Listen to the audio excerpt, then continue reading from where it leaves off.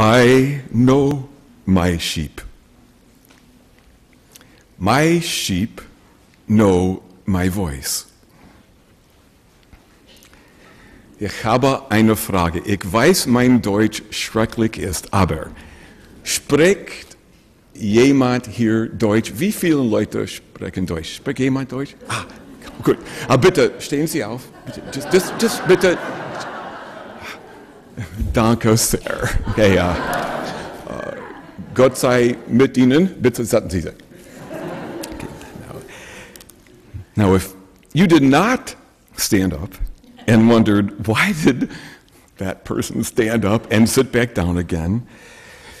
The answer is because in my pathetic German, I asked for that. And if you don't speak German, you heard sounds coming out of my mouth and wondered, what was that all about? That is something like what my attempts to pray have often felt like. That if, in fact, God was speaking, others seemed to know that voice and how to respond to it, but me, not so much. I've always been kind of hard on myself, but I felt particularly inadequate, incompetent at hearing the voice of God in prayer. And then we have this gospel where Jesus describes himself as the good shepherd and says, I know my sheep, and my sheep know my voice. And sometimes I would think, I'm not so sure I do, I mean, I think I'm one of his sheep. Maybe I am, but just not so good at it. But what I have come to know over the years, by the grace of God and through the blessing of many good and holy people, is it did not depend on me anyway. I never had enough power to make God not love me. And the one who is all love, whom we call God, is not just multilingual, but omnilingual.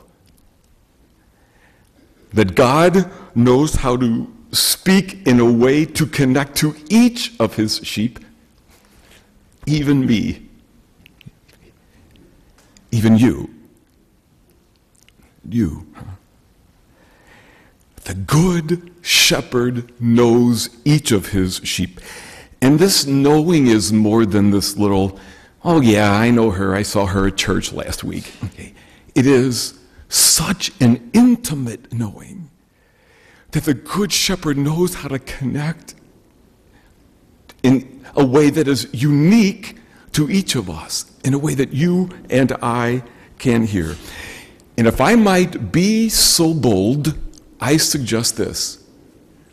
You already know the voice of the shepherd. I mean, in case you ever, like me, doubted. I believe that you do. Maybe like me, you were hesitant to name it as such, and that humility might not be all bad. But you really do know it. And learning to recognize and name that voice is something we get better at by working at it, huh? I mean, seriously, ask anybody who has been married more than, 10 minutes,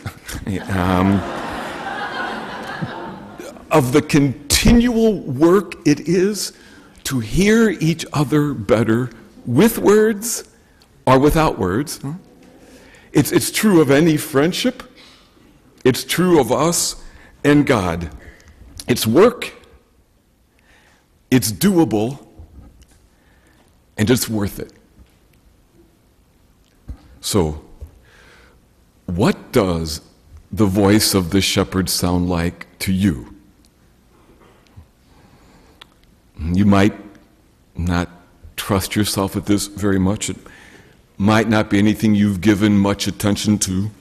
But as I said, I believe that you know that voice. And if you were to ask me to describe what God sounds like to me, part of my response would be, well, I can't really. I mean, on some level, there just really are no words. And every time I do try to talk about it, I sound so silly to myself.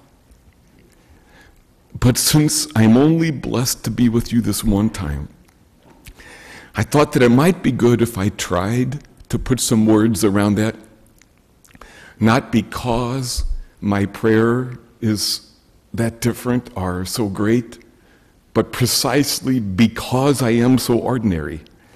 And about that, you can ask my family, or Father Gary, or any of my friends.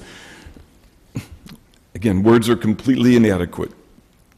But I'll say a few words about what God sounds like to me, with this hope only, that it helps you a little bit more name what God sounds like for you. First, sometimes for me, the moment of prayer is when my silence meets the silence of God. There are, of course, no words then. At other times, especially after I've intentionally tried to open myself to the other, to this presence it's a part of me and more than me, it seems that God kind of shapes my thinking a bit, or my awareness, or how I listen to the person in front of me, and I end up someplace that I probably wouldn't have ended up all by myself. And most often, for me, it's when I wake up in a moment to the moment. I just love this. It's like when I become aware somewhat of being aware. Again, there are no words, but I sense the presence of the one who is all present. And finally, sometimes the voice of the shepherd is a call to action. Please allow me these two simple personal examples. Years ago, when I was a young priest, that would have been the early 1800s, I think, I was assigned to a parish with a pastor who had some pretty serious issues. He would end up in jail, but before then, he needed people to hate me, and he caused a lot of harm to a lot of people. On the weekend that he announced at all the masses that he was leaving, I was not allowed to say anything that I knew about reality, yet he had told his power base in the parish that he was leaving because of me somehow. Okay. Now, when I went over to give out communion that weekend, the tension must have been fairly obvious on my face. And a woman I don't know, maybe 15 years older than me, might have seen it, but when she put the cup back in my hand, she put her hands around mine for a second, and I looked up, and there was such a kindness in her eyes that I swear that without words I heard God say, "I am here." Fast forward then some 20 years, and I would be helping distribute communion at a different parish. And I saw in my line a woman from our community that I knew was in trouble. Divorced from her husband, her kids living with their dad. I had just found out that she was living out of the back seat of her car.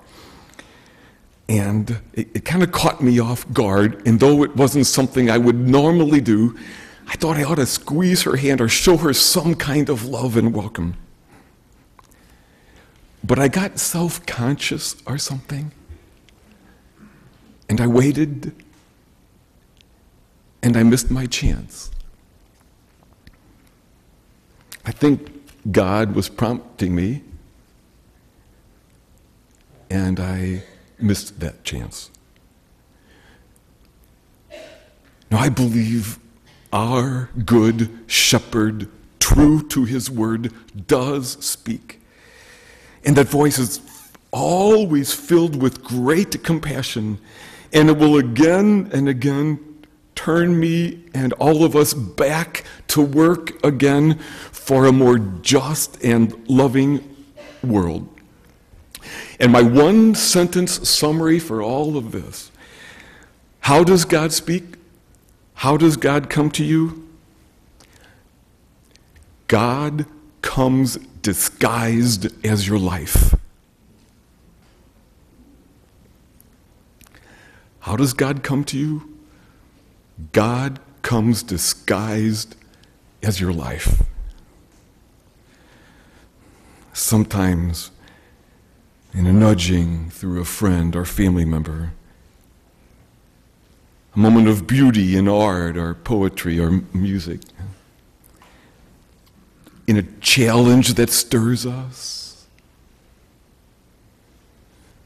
in a deep, quiet knowing in our hearts, in an act of kindness we receive at a tough time, or in a moment of compassion in our own hearts,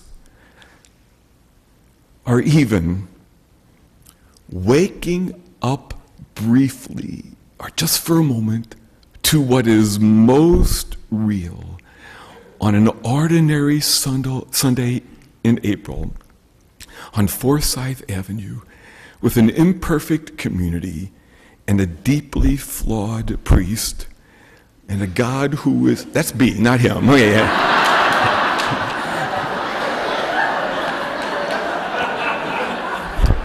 Okay, it's both of us. But I didn't want to go there. Yeah. And a God who is right here, right now, a part of this with us. My sheep know my voice, says our amazing shepherd. And you already know that voice.